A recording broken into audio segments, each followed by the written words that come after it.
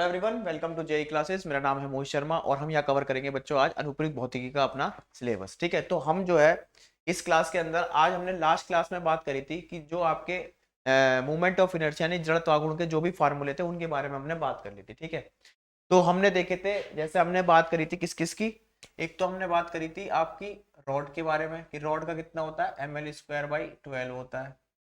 ठीक है, उसके बाद हमने देखा था कि भाई सिलेंडर है कोई और इसके घूर्णन अक्ष की परिधि कितनी आ रही है आपकी, 1/2 mr² आ रही है। क्या अगर रिंग की बात करें, रिंग के लिए क्या आ रहा था, mr² आ रहा था।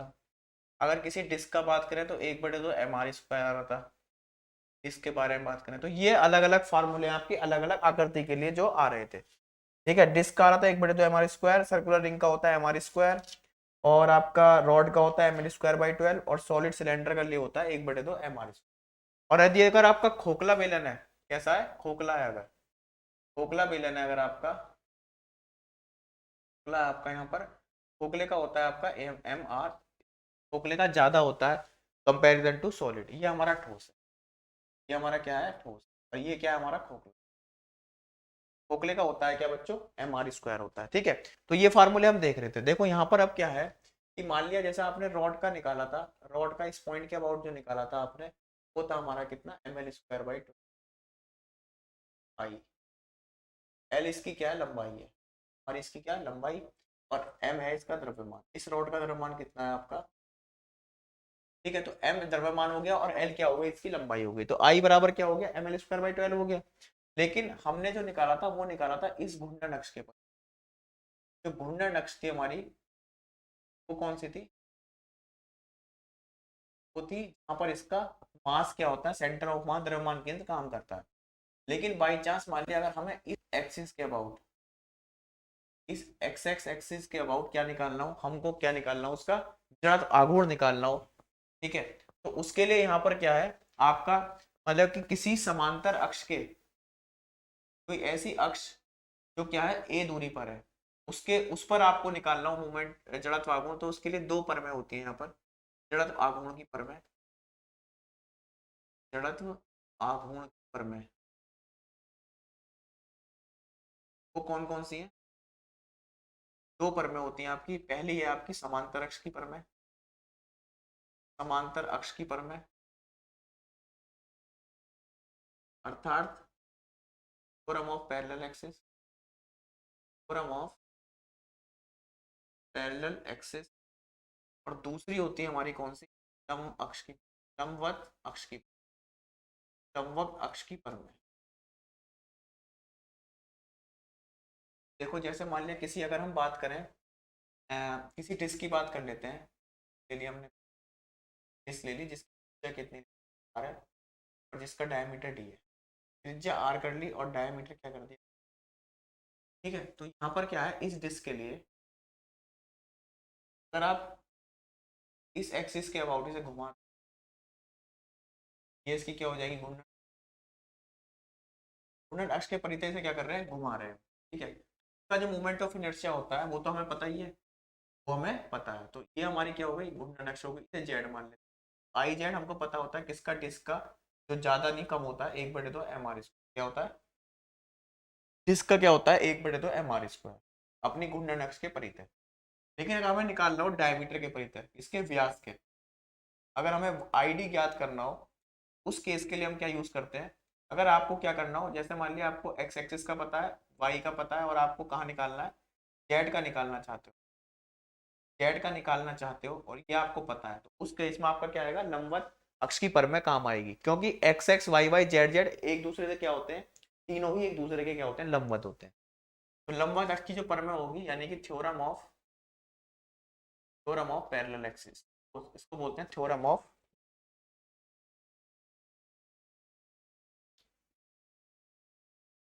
Perpendicular axis. पैरेलल तो पहली है, दूसरी कौन सी है, परपेंडिकुलर एक्सिस, परपेंडिकुलर, परपेंडिकुलर।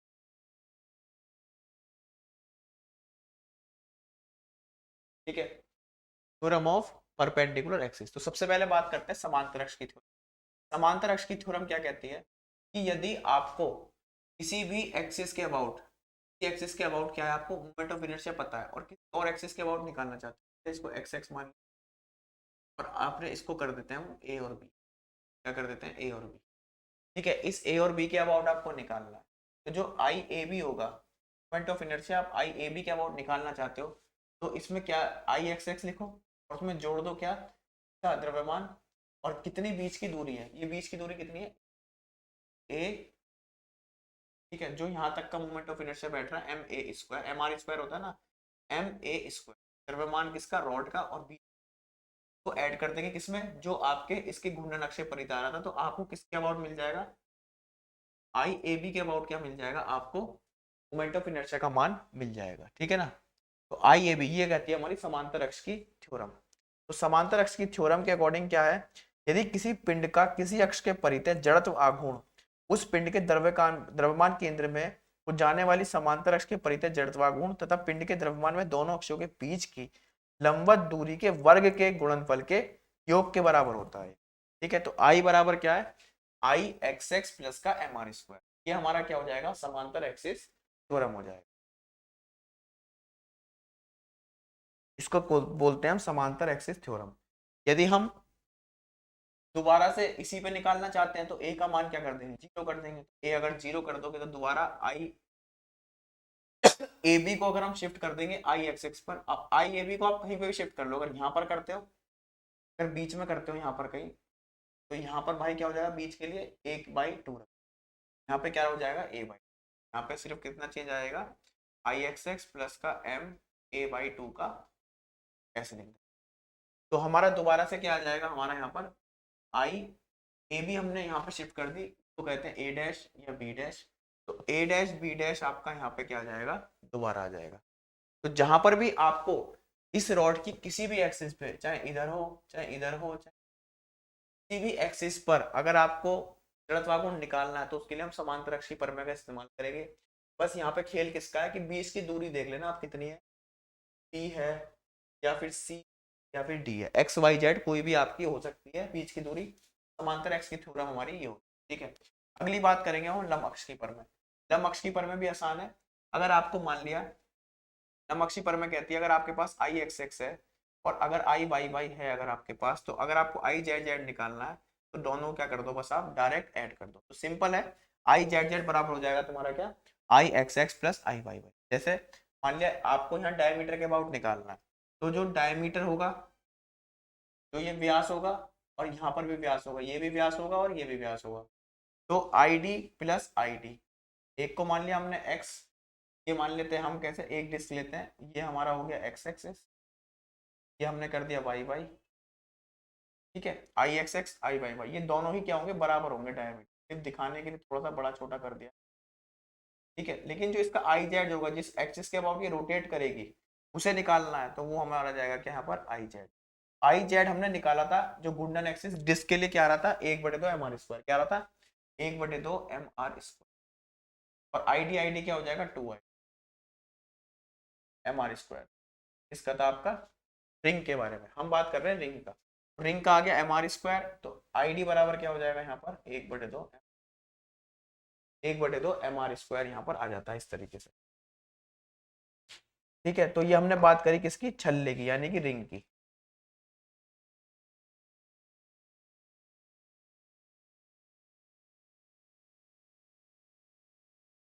तो ये है आपकी समांतर अक्ष की थ्योरम।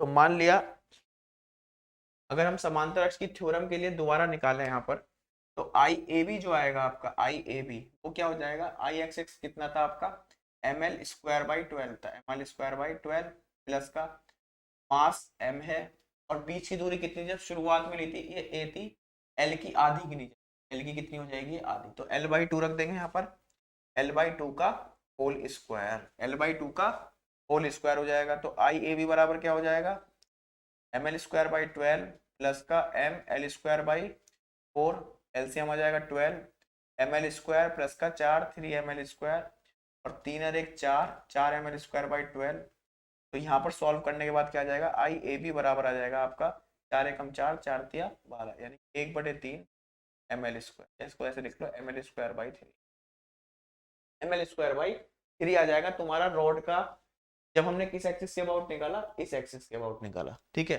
सेंटर ऑफ मान केंद्र जिस घूर्णन अक्ष के परिधि निकालने तो आ रहा था कितना, 1/2 ml² आता था, लेकिन जब इस एक्सिस के अबाउट निकालोगे तो क्या आ जाएगा आपका, ml²/3 आ जाएगा, ठीक है।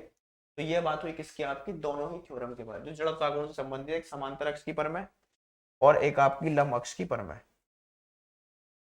ठीक है। अब बात करते हैं, अगला टॉपिक आता है यहाँ पर आपका एंगुलर मोमेंट।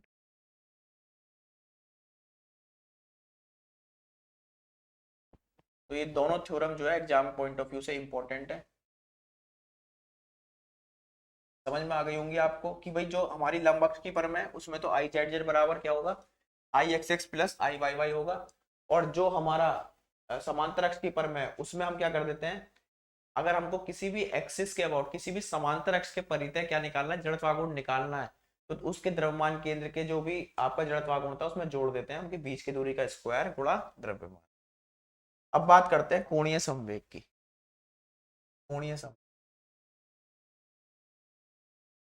रेखीय संवेग हम जानते हैं क्या होता है, कि रेखीय संवेग की अगर बात करो पी से प्रदर्शित करते हैं m/v, ये क्या होता है हमारा रेखीय संवेग होता है। तो कोई भी अगर ट्रक जा रहा है, कोई कार जा रही है, कोई भी रिक्शा जा रही है, तो उसमें कुछ द्रव्यमान होगा पर्टिकुलर और कोई उसका वेग होगा। तो कोई भी आपका वाहन है या कोई भी आपका मशीन का कंपोनेंट है, वो क्या कर रहा है, उसमें कुछ द्रव्यमान होता है और वो किसी वेग से क्या है, गतिमान। तो जो संवेग होता है, संवेग जो होता है मैंने पहले ही बताया था, ये क्या बताता है आपको, ये गति की मात्रा को बताता है। कौन सी गति की मात्रा, जो आपकी रेखीय गति है उसकी मात्रा को बताएगा, क्योंकि यहाँ पर ये कौन सा वेग है, रेखीय वेग है। और संवेग भी क्या होता है हमारा, सदिश राशि होता है, और द्रव्यमान होता है अदिश राशि, तो गति की मात्रा को बताएगा। लेकिन जब हम घूर्णन गति की मात्रा के बारे में बात करेंगे तो उसे कौन बताएगा, आपका कोणीय संवेग बताएगा। कौन बताएगा, कोणीय संवेग। हम किससे प्रदर्शित करते हैं, जे से परिभाषित करते हैं हम, जे से आपका, ठीक है। तो यदि कोई भी पिंड किसी अक्ष के परितः घूम रहा होता है तो उस अक्ष के परितः पिंड के कणों के रेखीय संवेगों के आघूर्णों के योग को, जो भी अगर कोई भी आपका पिंड है वो किसी एक्सिस के अबाउट क्या कर रहा है, इस एक्सिस के अबाउट क्या कर रहा है, रोटेट कर रहा है, ठीक है। तो यहाँ पर जितने भी कण होंगे, जितने भी कण होंगे उसका जो रेखीय संवेग होगा, यानी कि m1v1, मान लिया हमने किसी एक कण के बारे में बात करी, किसी एक कण को मैं उठाता हूँ और उस कण का संवेग लिखता हूँ p1 बराबर, इसका मास m1 ले लिया, इसका ले लिया, ठीक है। या इसकी आप अगर v1 निकालोगे तो कितनी आ जाएगी, मान लिया ये कितनी दूरी पर है, ये एक कण की बात है r1 पे, r1, और ओमेगा क्या होगा, सभी कणों का समान, ओमेगा समान होगा सभी कणों के लिए, सभी कणों के लिए, सब एक साथ घूम रहे हैं, ठीक है। ओमेगा क्या होगा, सभी कणों के लिए समान होगा।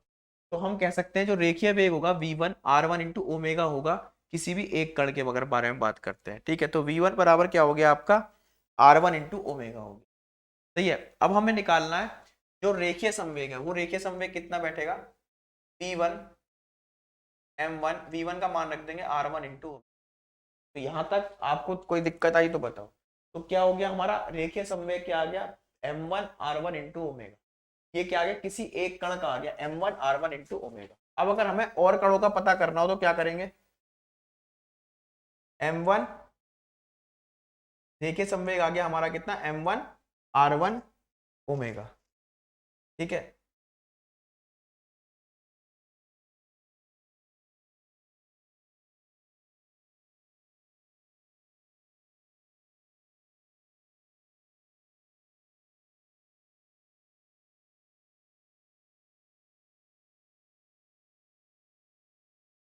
अब क्या करेंगे, तो जो कोणीय संवेग है, कोणीय संवेग की परिभाषा क्या है, कोणीय संवेग क्या होता है, कोणीय संवेग,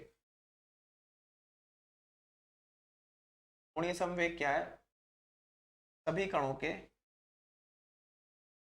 सभी कणों के वेगों का, सभी कणों के संवेगों का आघूर्ण, आघूर्णों का योग होता है। कोणीय संवेग क्या है, जितने भी यहाँ पे हर पार्टिकल का जो संवेग है उसका जो आघूर्ण लिया गया उसका योग होता है। संवेग हमने निकाल लिया लेकिन आघूर्ण तो निकाला नहीं, आघूर्ण बराबर होता है आघूर्ण निकालना किसका, संवेग का। संवेग गुणा दूरी कर देंगे r1, संवेग का मान रखेंगे m1 r1 ओमेगा और इंटू r1, यहां से आ जाएगा आपका m1 r1 स्क्वायर ओमेगा। तो ये आ जाएगा आपका किसी एक कण के लिए क्या आ जाएगा, संवेग का आघूर्ण। तो सभी कणों का लेना है हमको, क्या लेना है, सभी कणों का, सभी कणों के संवेगों का आघूर्ण लेना, उसे क्या कहते हैं, कोणीय संवेग बोलते हैं। कोणीय संवेग को इंग्लिश में कहते हैं एंगुलर, एंगुलर मोमेंटम हम बोलते हैं। ओके,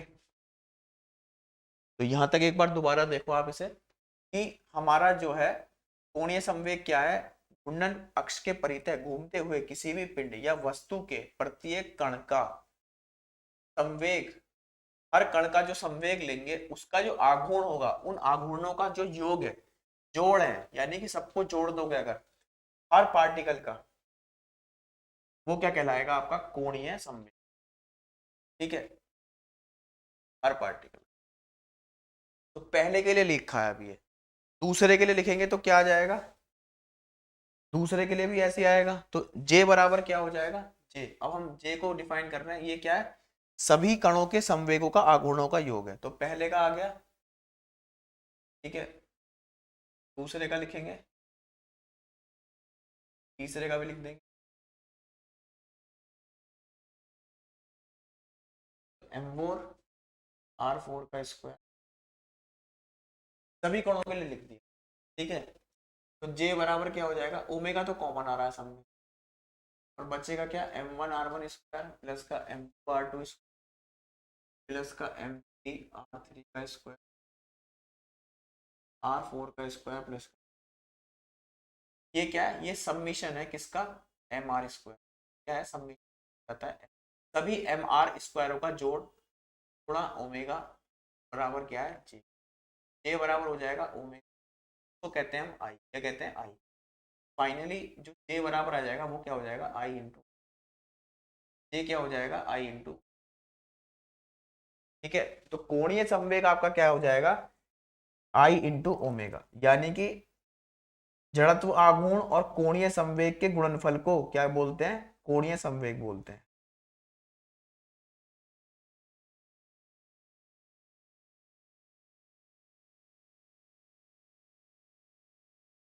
ठीक है, अगर आप रेखीय संवेग देखो यहाँ पर, तो क्या लिखा था, रेखीय संवेग P बराबर m गुणा v था, संवेग क्या था, m गुणा v। ऐसे यही जब घूर्णन गति करता है कोई भी पिंड, तो m किससे बदलता है, I से, m किससे बदल देता है, I से। और ये जो कोणीय वेग है, ये जो रेखीय वेग है, ये किससे बदल जाएगा आपका, रेखीय वेग से। ये भी क्या है, इस तरीके से है। ठीक है, तो यहाँ पर क्या है, जैसे संवेग बराबर क्या था, द्रव्यमान गुणा वेग, ऐसे ही आपका कोणीय संवेग में क्या होता है, जड़त्व आघूर्ण गुणा कोणीय वेग, अर्थात जड़त्व आघूर्ण वस्तु के जड़त्व आघूर्ण एवं कोणीय वेग, कोणीय वेग के गुणनफल को, के गुणनफल को क्या कहते हैं, हम क्या बोलेंगे, कोणीय संवेग, कोणीय संवेग, अर्थात एंगुलर मोमेंट, एंगुलर मोमेंटम।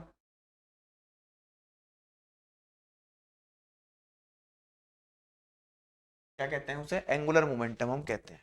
ठीक है, तो जे बराबर आ गया आपका क्या, आई ओमेगा।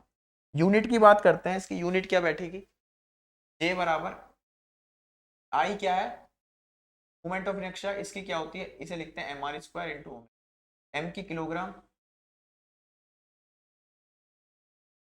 ये हो गया इसकी मीटर स्क्वायर, इसकी क्या हो जाएगी, पर सेकेंड, ये क्या होता है हमारा, पर सेकेंड।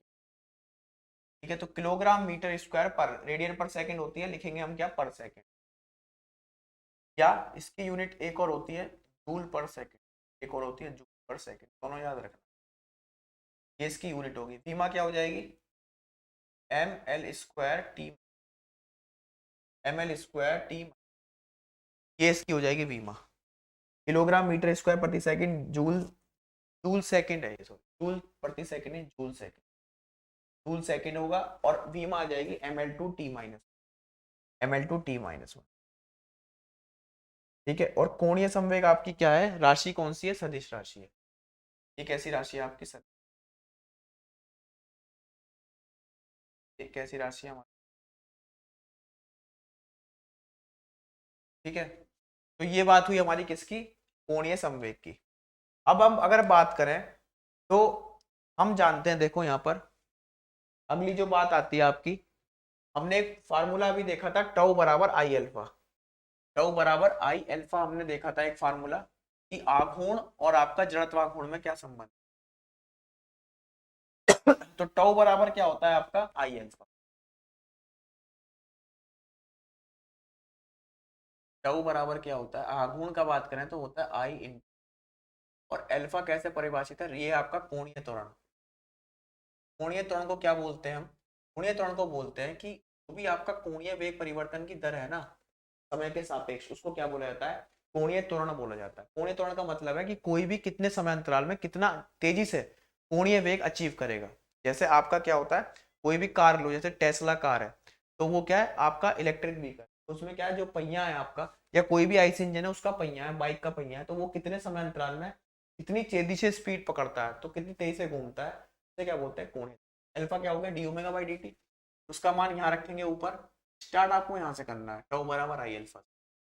तो यहाँ देखोगे आप कि टाउ बराबर क्या हो जाएगा, I into D omega by D T. ठीक है, I into D omega by D T यहाँ पर हो जाएगा। लेकिन अभी हमने देखा था कि जे बराबर क्या होता है, आई ओमेगा। जे बराबर क्या होता है हमारा, आई ओमेगा। जे बराबर क्या था, ठीक है, तो जे बराबर आई ओमेगा था। तो यहाँ पर अगर हम क्या करें, अगर हम इसका अवकलन करते हैं समय के सापेक्ष, अवकलन समय के सापेक्ष करते हैं के साथ, तो क्या होगा कि जो भी आपका rate of change of angular momentum है, rate of change of angular momentum बराबर I D omega by D T.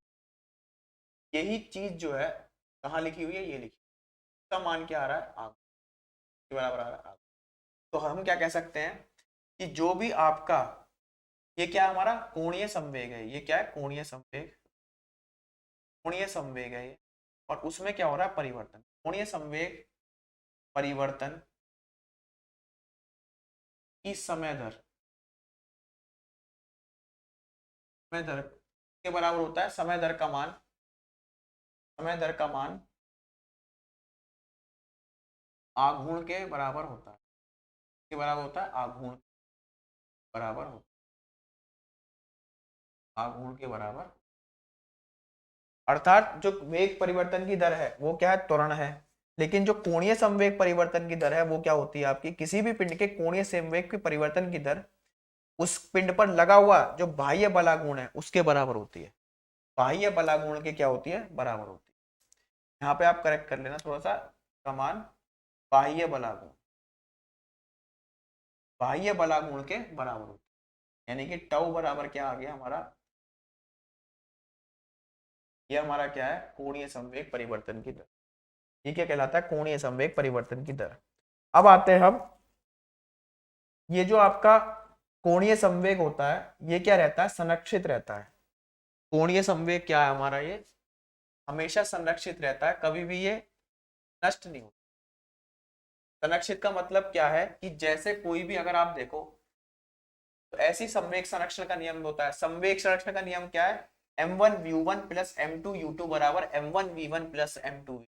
यानी कि किसी भी निकाय के किसी भी सिस्टम पर अगर बाह्य बल ना आरोपित किया जाए तो उसका जो संवेग है वो क्या रहता है हमारा, निश्चित रहता है। जैसे आपने क्या काम करा, जैसे आपने गोली चलाई, तो गोली में क्या होगा, जब बंदूक चलाते हैं हम तो उसमें संवेग क्या होता है, आगे की तरफ को दिया जाता है बुलेट की तरफ से, लेकिन वही संवेग क्या होता है फिर विपरीत दिशा में किस पे आता है, बंदूक पे आता है। तो उस निकाय के अंदर कोई भी बल हमने ट्रांसफर नहीं करा था, लेकिन संवेग जो है आपका, जो संवेग बुलेट को दिया गया वो नष्ट नहीं हुआ, वो किस में हुआ, बंदूक को पीछे करने के काम आया। जो बल बंदूक में धक्का लगा पीछे की तरफ उसमें काम आ गया हो, उसको रिकॉइल वेलोसिटी देने के लिए। ठीक है, ऐसे ही क्या होता है आपका कोणीय संवेग भी क्या रहता है, कोणीय संवेग संरक्षण का नियम, इसी प्रकार क्या होता है हमारा कोणीय संवेग संरक्षण का नियम होता है। इंग्लिश में इसको क्या बोलते हैं हम? Law of conservation of angular momentum. ठीक है, law of conservation of angular momentum. यदि किसी अक्ष के परितः घूमते हुए किसी भी पिंड का पर कोई भी बाह्य बलागुण कार्य नहीं करेगा तो उस पिंड पर क्या होगा? कोणीय संवेग नियत रहता है। ये नियम क्या कहता है आपका? यदि घूर्णन गति करते हुए किसी पिंड पर कोई बाह्य आघूर्ण कार्य ना कर रहा हो तो इस दशा में पिंड का क्या? पिंड का जो कोणीय संवेग है, पिंड का कोणीय संवेग क्या रहता है? संरक्षित रहता है। कोणीय संवेग आपका संरक्षित रहता है। ये आपका क्या है? Law of conservation of angular momentum है, जिसके अकॉर्डिंग क्या है, जो आपका कोणीय संवेग है यानी कि जे है वो क्या रहेगा? नियत। क्या रहेगा? एक नियतांक रहेगा यानी कि नियत रहेगा। तो जे बराबर होता है आई ओमेगा। आई ओमेगा क्या हो जाएगा? नियत। ठीक है, तो हम लिख सकते हैं कि आई ओमेगा बराबर क्या हो गया? कांस्टेंट। या आई वन ओमेगा वन बराबर हो गया I two. I one omega one बराबर हो जाता है आई वन ओमेगा टू। यानी कि कोई भी चीज अगर घूम रही है आपका, कोई भी चीज अगर आपका घूम रही है और उस कंडीशन में आपने क्या काम करा, देखो आई बराबर क्या होता है? M R one square omega one M R two square omega. तो किसी भी वस्तु का द्रव्यमान अगर वो निश्चित है तो जो त्रिज्या है उसकी, त्रिज्या है, अगर त्रिज्या अपना आर वन है, R one square omega one, और त्रिज्या आपने क्या कर दी? कम कर दी, यानी कि त्रिज्या आर टू क्या कर दी? कम कर दी। त्रिज्या क्या कर दी? कम कर दी। तो इसको बराबर करने के लिए, कोणीय संवेग को नियतांक बनाए रखने के लिए, नियत बनाए रखने के लिए क्या होगा? आपका ओमेगा टू का मान जो होगा वो काफी तेजी से बढ़, ओमेगा टू क्या हो जाएगा? वहां पर बढ़ जाएगा। ठीक है, ओमेगा टू क्या हो जाता है? बढ़ जाता है। इसे क्या कहते हैं हम? कोणीय संवेग संरक्षण का नियम कहते हैं। यानी कोणीय संवेग क्या रहेगा आपका? निश्चित रहेगा। ये आई कहां से बात निकल के? अभी हमने देखा कि जो कोणीय संवेग परिवर्तन की जो दर है वो क्या है? बाह्य बलागुण है। तो बाह्य बलागुण ही अगर नहीं लग रहा तो D Z by D T क्या हो जाएगा? जीरो हो जाएगा। और डी जेड बराबर क्या आ जाएगा? जीरो। यानी कि कोई भी डिफरेंस कोणीय संवेग में क्या आ रहा है? जीरो। यानी कि जे क्या हो जाएगा? एक नियतांक। यानी कि इसमें कोई भी बदलाव नहीं होने का। अगर किसी भी घूमते हुए सिस्टम के ऊपर कोई भी घूर्णन गति करता हुआ कोई भी सिस्टम है आपका, तो उस कंडीशन में वहां पर क्या होगा? अगर टॉर्क हम नहीं लगा रहे हैं और उसको फ्रीली घूम रहा है, वो लट्टू आपने एक बार चला के छोड़ दिया और वो घूम रहा है आपका, ठीक है, तो वहां पर उसका कोणीय संवेग जो भी होगा आई इंटू ओमेगा, आई इंटू ओमेगा जो होगा वो क्या रहेगा? आपका संरक्षित बना रहेगा। ठीक है, तो ये हमें बताता है कौन? कोणीय संवेग संरक्षण का नियम बताता है। ठीक है, अब जैसे मान लिया आप क्या कहते हैं, एक एग्जांपल बहुत पॉपुलर है कि अगर आप हाथ फैला के घूमते हो तो इस कंडीशन में क्या होगा? आपका रेडियस बढ़ जाएगा। क्या बढ़ जाएगा? रेडियस बढ़ जाएगा। रेडियस बढ़ने के कारण ओमेगा को कम होना पड़ेगा। अगर आप हाथ सिकोड़ के घूमते हो किसी भी चीज के ऊपर तो आपका आर घट जाएगा, तो ओमेगा क्या हो जाएगा? बढ़ जाएगा। तो इस तरीके से क्या होता है, आपका जो कोणीय संवेग है वो हमेशा क्या रहेगा बच्चों? वो हमेशा क्या बना रहेगा? कांस्टेंट बना रहता है, नियत बना रहता है। ठीक है,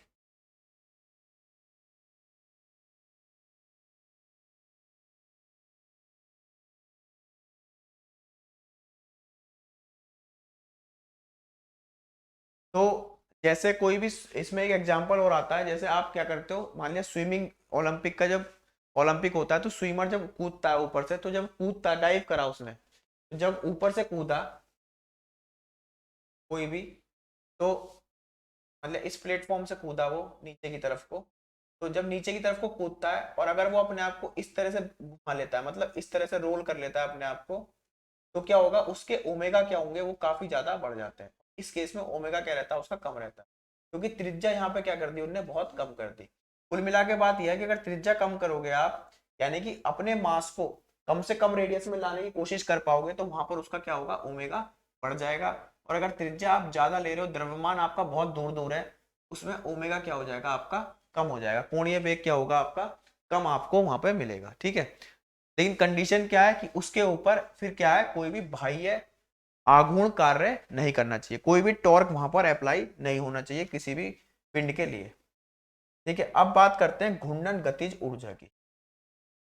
घूर्णन गतिज कोई भी पिंड अगर घूर्णन गति कर रहा है आपका, कोई भी पिंड आपका घूर्णन गति कर रहा है, ठीक है, मैंने एग्जांपल बताया था आपका, जैसे हेलीकॉप्टर के ब्लेड हैं वो क्या कर रहे हैं, घूर्णन गति करते हैं। अब जो घूर्णन गति कर रहा है, ऐसे जैसे मान लिया कोई कार जा रही है, या हेलीकॉप्टर भी आपका सीधी दिशा में चलता है, और जो उसका ब्लेड है वो क्या करता है, घूर्णन गति करता है, घूर्णन गति करता है। तो ऐसी दशा में क्या होगा आपका कि भाई मान लिया कि हमने क्या बना दिया, यहाँ पे कोई हेलीकॉप्टर बना दिया, ठीक है,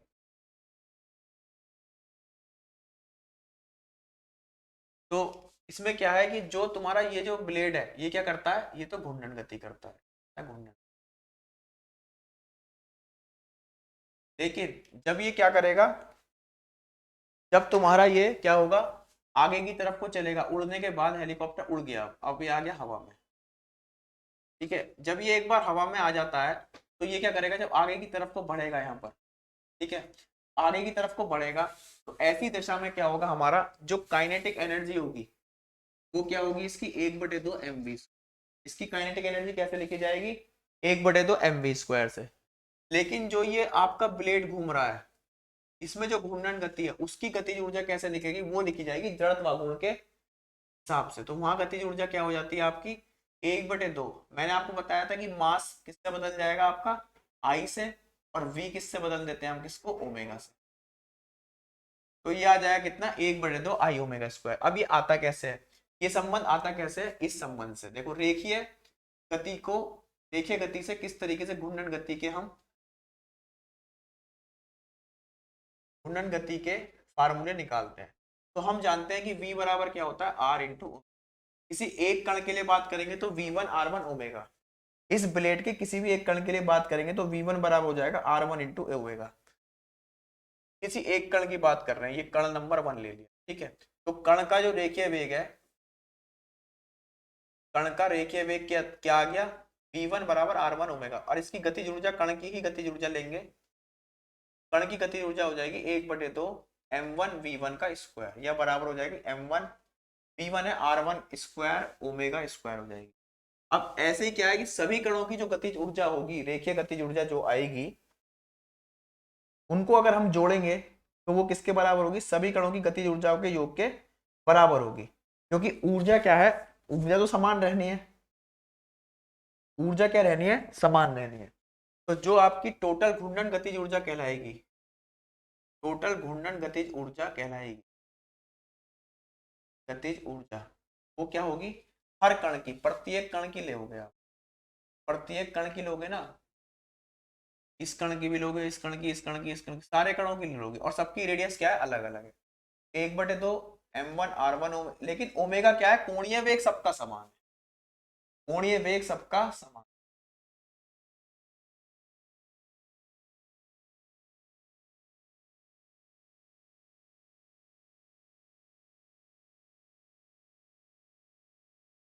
ठीक है, तो ये हमारी क्या हुआ, गतिज ऊर्जा इस तरीके से निकालते हैं। तो घूर्णन गतिज ऊर्जा को लिख लिया हमने किससे, के से, के रोटेशन बराबर क्या हो जाएगी, 1/2 m1 r1 स्क्वायर प्लस का, यहाँ पे सब जगह कॉमन आ रहा है ओमेगा, r2 स्क्वायर प्लस का 1/2 m3 r3 square plus 1/2 m4 चौथे कण के लिए लिख ली, और ऐसे पता नहीं कितने ही कण होंगे, सभी के लिए यहाँ पे लिख दी, और गुणा कर दिया ओमेगा, क्योंकि क्या है, सभी कणों का समान है। तो के रोटेशन जो आ जाएगा, ये सब चीज क्या है, ये सब चीज कहलाएगी क्या, आपका 1/2 सम्मिशन, 1/2 भी कॉमन आ रहा था, 1/2 भी कॉमन आ रहा था, है ना, और ये हो गया mr² और इंटू हो गया ओमेगा, और ये जो चीज है ये कहलाती है आई। तो ये हो जाएगा बराबर 1/2 I ओमेगा स्क्वायर।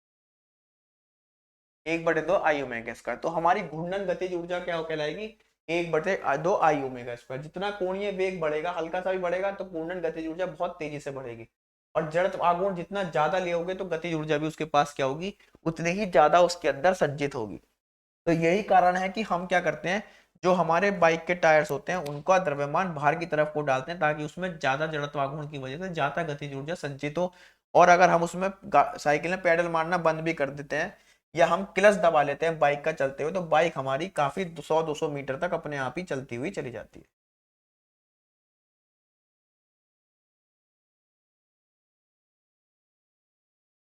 ठीक है।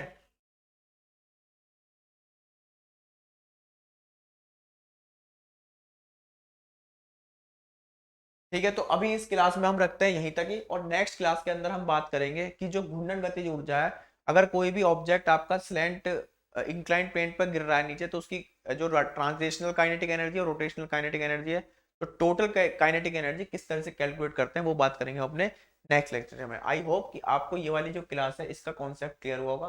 तो मिलते हैं नेक्स्ट क्लास के अंदर, तब तक के लिए थैंक यू।